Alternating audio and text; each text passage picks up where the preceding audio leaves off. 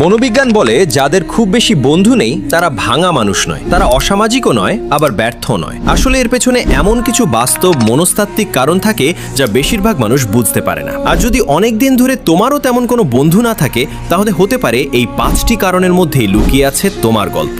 শেষের কারণটি সবচেয়ে বেশি সম্পর্কিত, তাই মিস করো না।